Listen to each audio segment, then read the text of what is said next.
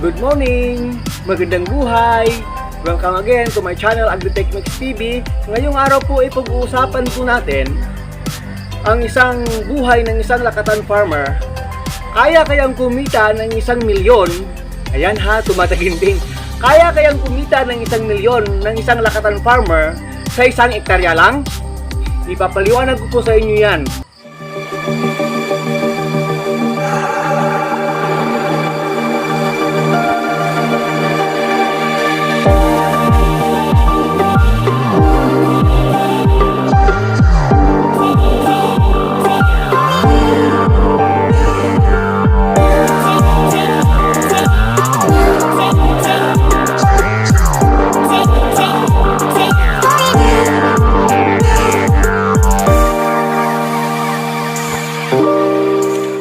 Kaya kayang kumita ng 1 milyon? Ayan ha, tumataginting. Kaya kayang kumita ng 1 milyon ng isang lakatan farmer sa 1 hektarya lang? Ipapaliwanag ko po sa inyo yan. Pero bago po yan, shoutout po sa kaibigan natin, lalo-lalo na po ngayon araw lang po ay my vlogs ng Team Leonians anak. Ayan, pagbutihin mo pa. At Ma'am Jen OFW ng Solid Team. Kayo lang muna, shout out sa inyong dalawa. Huwag malungkot yung iba dyan dahil dahan-dahanin ko kayo, isa-isahin ko kayo sa shout out bawat paggawa natin ng video. Ayan mga kaibigan, ang tabayanan nyo na. Kayang-kaya kaya ng isang lakatan farmer na pumita ng 1 milyon sa 1 hektarya? Panoorin nyo to. O ayan mga ka-agri, ngayong araw po ay talagang bigyan natin ng pansin yung subject matter natin. Ipapaliwanag ko na lang po sa inyo talaga yung nangyari sa record po ng lakatan plantation ko po noong 2016 to 2017 po, nung nagkaroon po tayo ng plantation ng lakatan na 1 hektarya po. Ayan, i-discuss po natin yan kasi po mahirap po yan maintindihan pag hindi natin na-discuss ng tama sa inyo. Kung kaya nga ba talagang kumita ng isang lakatan farmer ng 1 milyon sa 1 hektaryang lakatan plantation. Yan po. Nangyari na po ito. Hindi ko po ito sasabihin sa inyo pag kwentong kutsero pa lang kasi po record po ito. Kaya makinig po kayo. Hindi ko kayo pinipilit na maniwala o hindi. Pero ito po ay sinasabi ko sa inyo, ang pinaka-motive po natin dito is to encourage farmers na may kabuhayan sa pag-agrikultura. Lalong-lalo na po, we encourage our younger generations ngayon to come into organic or agriculture area po ng profession kasi po ayaw na ng maraming mga bata ngayon na magiging agriculturist po. Kaya sasabihin ko na sa inyo ngayon, paano yan nangyari? Depende po kasi yan kung talagang tutukan mo o hindi Pero ipapaliwanag ko po sa inyo noong 2016-2017 po, habang naglilibot-libot tayo dito sa maliit na taniman ko, nabigyan tayo ng Panginoon ng time, hindi lang time, ng chance ng mga pagtanim ng lakatan sa 1 hektarya. Dahil po na-maximize po namin yung spacing po na 2 by 2 meters po bawat puno po. Yung 1 hektarya po pala ay kaya palang matamnan ng 2,700 kapuno. Ayan, pwedeng may pasok pala yung 2,700 kapuno na lakatan sa 1 hektarya. Yan po, kung makikita po ninyo, nagkapagbaging na po tayo dito nung isang araw. Pero mamaya-maya po, magbabaging pa rin tayo dahil may mga nakita na po tayo dito mga bunga na kailangan na talagang magbaging. Yan po. Kaya pala.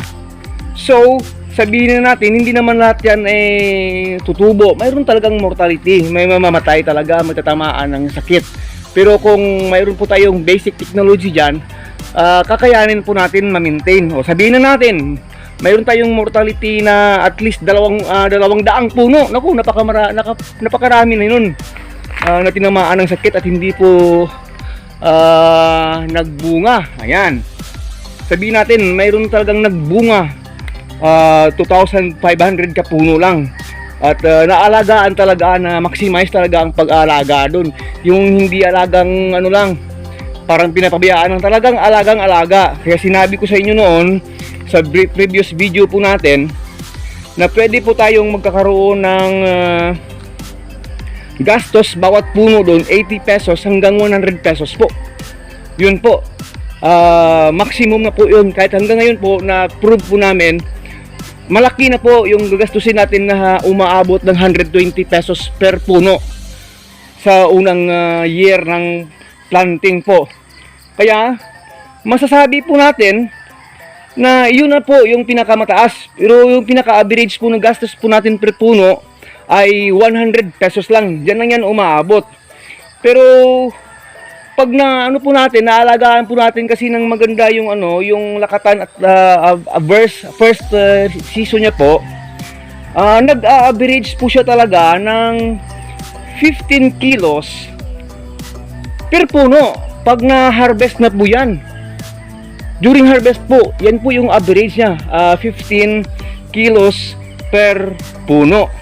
Kaya nga sinabi ko sa inyo, yung pinakamabigat na ano namin dito, na na-reach po namin dito, umabot po ng 33 kilos. Isang puno lang po yan. Hindi po yan kwentong kutsero. Nangyari po talaga yan.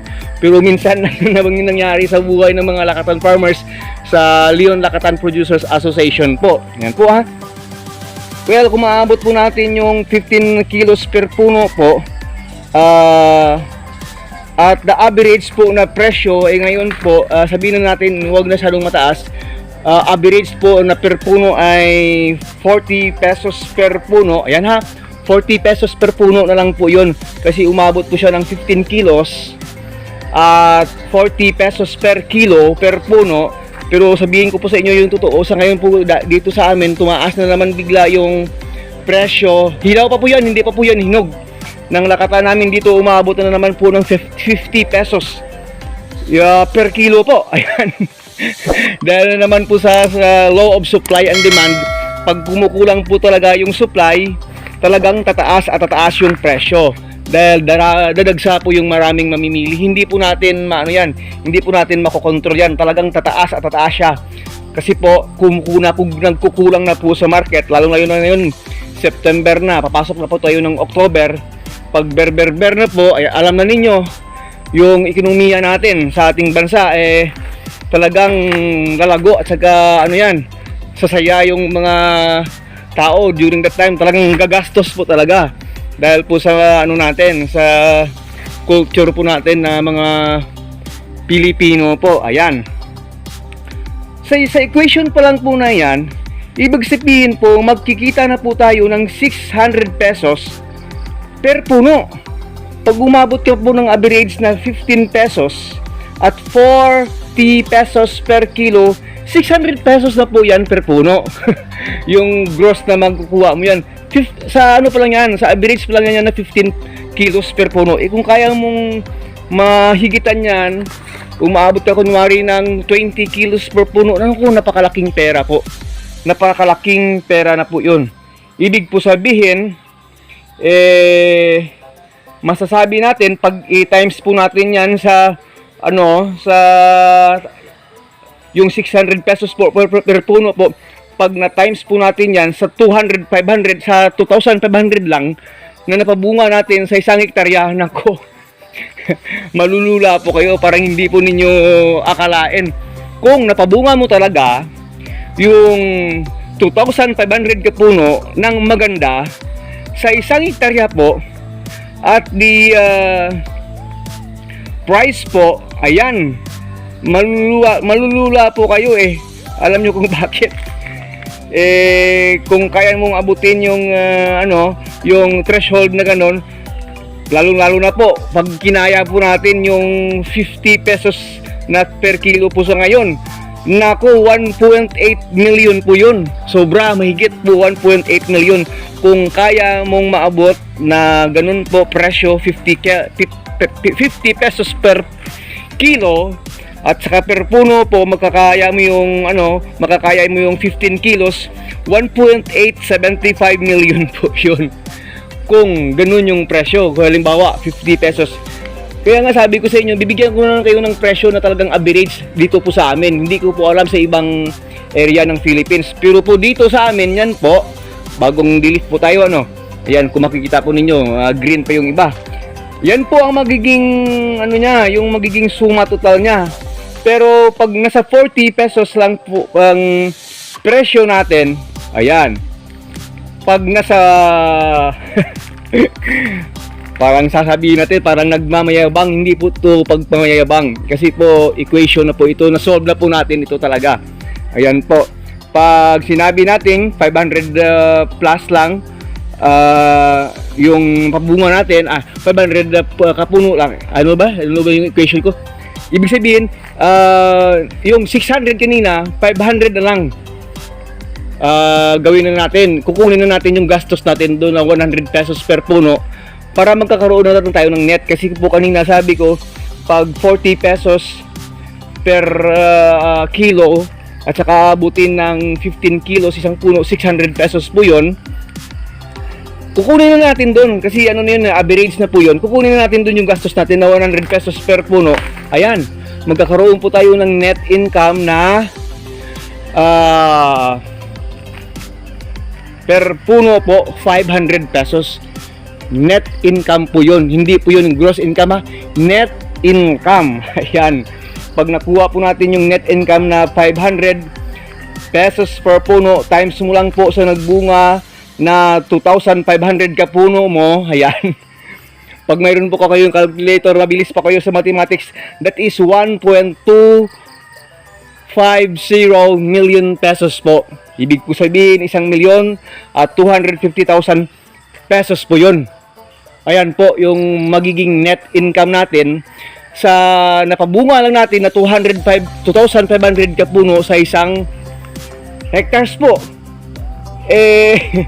Sa totoo lang po, nang nagtanim po ako nito, so supposed to be ay abutin ng 250,000 pag napabunga mo. So of course po, pag napabunga mo yung 2,500 kapuno at 100 pesos na gastos per puno, syempre po abutin po ng 250,000 din yung magiging gastos mo sa kabuuang 2,500 na kapuno. Yan rin po ang magiging gastos mo. Parang sabi mo, parang nag-net ka na lang ng 1 million. Yan ito po ay conservative equation na po ito. Conservative na pag ano na po ito, na pag-consolidate po natin ito.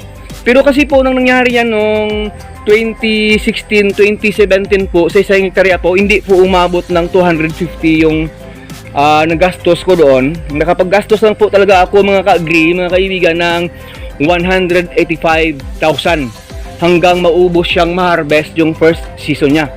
Ayan. Pinag-usapan po natin dito yung first season na kasi po iba na po pag second generation.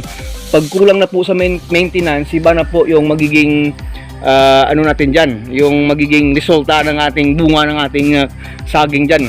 Kasi po pag talagang first season, first bunga, malaki talaga siya. Pag talagang well alaga siya, syempre bibigyan ka lang ng well alaga na bunga at saka yield.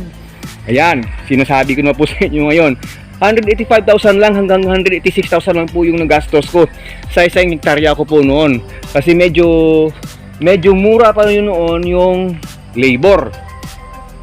Kaya yan po, sasabihin na lang natin talaga average. Magkakagastos po talaga tayo ng 100 pesos per kilo. Ayan. Pero hindi po natin makukuha yan, mga ka-agree, hindi po yan magiging totoo sa buhay ng isang lakatan farmer po pag wala po kayo nitong lahat na sasabihin ko. Pag wala po tayong basic technology po sa land preparation, ayan, paano i-prepare yan? Wala tayong technology, wala po, sakit sa ulo yan. Wala tayong pagkukunan ng planting materials niyan or seedlings niyan. Wala po tayong manpower. Pag hindi ka po nag-fencing at pinasok po yan ng mga alagang hayop ng ibang tao, nangyari na po sa akin yan.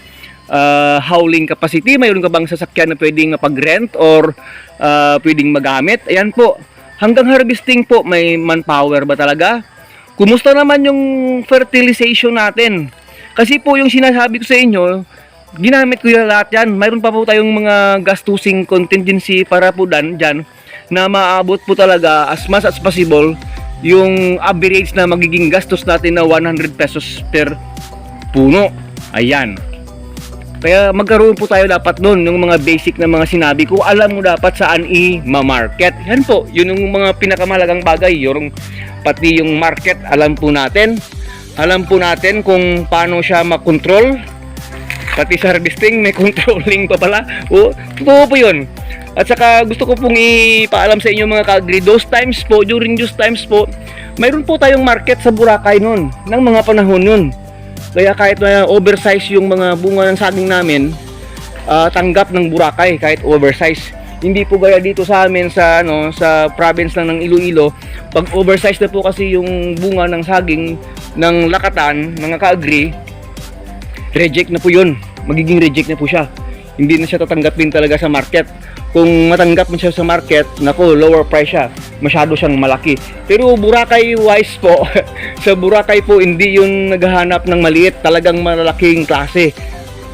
The bigger the fruit, the better. Yun po yung nangyari dun sa experience natin po sa Boracay noon. Pero ngayon po, na-stop na rin yung ating delivery at saka market doon dahil po hindi na po natin kaya. Yung pinagkukwento po sa inyo ngayon, nangyari po noon 2016-2017 nang nakapag-rent po tayo ng 1 hektaryang lupa. Pagdating po ng 2019, wala na po yun. Naibalik na po natin sa may-ari ng lupa kasi po as I have said before po sa mga vlogging natin noon na may mga papers po kaming pinagpirmahan doon na ganun lang talaga kahaba yung pwede kong magamit ng kanilang lupa. Wala tayong magawa. Wala po tayong sariling lupa. Kahit itong tinatamnan po natin ngayon, hindi po ating lupa ito. Hindi po ako ang may-ari ng lupa dito. Naghahanap po tayo ngayon ng expansion as much as possible mga ka-agri na matamnan nito. Dahil alam natin yung pasikot-sikot hanggang sa marketing. Yan nga lang, wala tayong mahanap ngayon na extra space na mapagtaniman ng lakatan. Gusto ko ipakita sa inyo na hindi po ito kwentong kutsero. Para baka sabihin nyo sobrang malaki na yung ulo natin. Wala po naman talaga tayong ipagmamayabang. It just happened po na it's by the grace of God nagkaroon po tayo ng training sa banana production noong 2013 po. Nakapag-training po talaga tayo nito ng 3 days. Ayan po, ipakita ko lang sa inyo yung mga katunayan dito, pati yung mga certificate po natin dito. Nangat-ngat na nga ng daga dahil noon kubo talaga yung bahay namin, lumang-luma na kubo na napakaliit po ng bahay namin.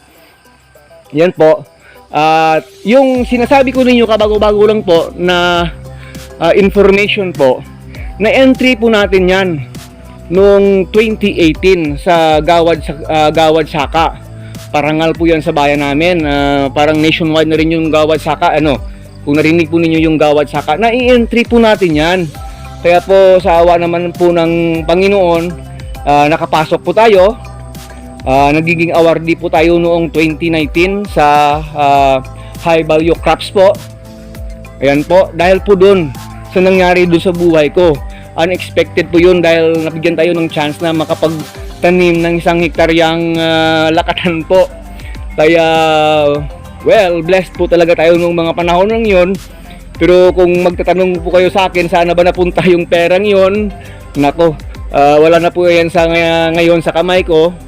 Pero next time po, sasabihin ko rin sa inyo saan napunta yung mga perang dumaan sa ating mga kamay. Dumaan lang Dumaan lang talaga. Pero may mga biyaya talaga tayong nakuha, na-experience dahil po sa pagtatanim ng lakatan.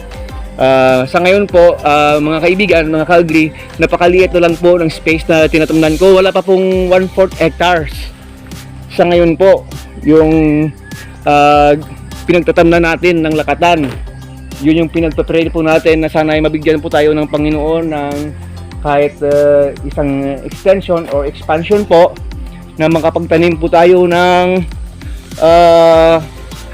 bagong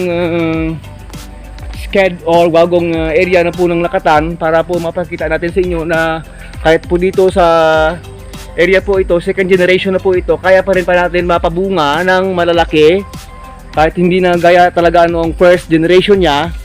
Pero kaya po natin itong itong binibideo ko pong sa itaas po umabot pa yan ng siyam na hands, which is hindi po yan karaniwan, kasi po karaniwan po sa lakatan 6 to 8 hands hanggang 9 hands. Naku, parang ano na yun, napakalaki na yun. Pero hanggang dito po ngayon, kahit second generation na po mga ka-agri, abot pa rin ng 8 hanggang siyam na hands. Gaya po nitong hindi pa nabaging, focus ko lang po, 1, 2, 3, 4, 5, 6, 7 hands pa po siya. Which is, ano po yan, average po yan. Pag nakuha po natin 6, 7, 8, average pa po yan ng per hand, per puno. Kaya masasabi kong na-maintain pa rin natin yung capacity ng plantation na ito, ng area na ito, kasi maliit lang naman kaya talagang pwedeng mabuhos natin yung oras natin dito at panahon na mabagyan talaga ng magandang pag-aalaga. Kaya kung makikita po ninyo, kahit na second generation na po ito, alagang-alaga pa rin itong ating Lakatan Plantation mga ka-agri. So sana ay may natutunan po tayo ngayong araw. This is to encourage, this is not to show ourselves na magaling na talaga tayo, hindi po ganun. Wala po tayong may pagmamalaki, hindi naman talaga tayo ganun ka-expert. It's just happened po na naging experience po natin yan noong 2016, 2017 hanggang po ngayon. Sa awa po ng Panginoon, nakapagtanim pa tayo dito, may nakuha pa tayong lupa ng pagtamnan kahit konti na lang. Kaya mga kaibigan, mga kababayan, hanggang dito na lang. Maraming salamat sa inyong pakikinig, sa inyong panunood ng video na ito. Sana po ay nakapagbigay po ito ng encouragement, lalong-lalo na po sa mga small farmers po natin dyan. Huwag nyo pong sabihin na pag nag-farming po tayo, maghihirap po tayo. Hindi po ganun yun. Sinasabi ko po sa inyo, talagang may pera po sa agrikultura. Ano lang, sipag, tiyaga at pananalig lang talaga sa Panginoon. So hanggang dito na lang mga kababayan. This is once again your friend, Agritechnics TV. Mabuhay tayong lahat. God bless us all. Bye-bye na po.